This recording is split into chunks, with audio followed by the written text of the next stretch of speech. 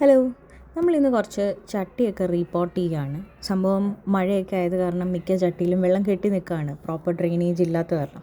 അപ്പോൾ നമ്മളതൊക്കെ ശരിയാക്കിക്കൊണ്ടിരിക്കുകയാണ്. അപ്പോഴാണ് ഈ പാണ്ടയുടെ ചട്ടിക്കകത്ത് ഒരു സ്പെഷ്യൽ ടെക്സ്ചറിലുള്ള ഒരാളെ കണ്ടത്. ആദ്യം ഞാൻ പാമ്പാണെന്നും പറഞ്ഞ് ഞെട്ടി അതിനെ താഴെ ഇടാൻ പോയി. പക്ഷേ എനിക്ക് പേടിയില്ലാത്തൊരു പാവം പിടിച്ചൊരു ജന്തു തന്നെയാണ്. പിന്നെ ആ ചേട്ടൻ്റെ സഹായത്തോടു കൂടി അതിനെ പുറത്തെടുത്തു, നോവിക്കാതെ ഉപദ്രവിക്കാതെ അതിനെ എടുത്ത് ഗേറ്റിൻ്റെ പുറത്തോട്ട് വിട്ടു.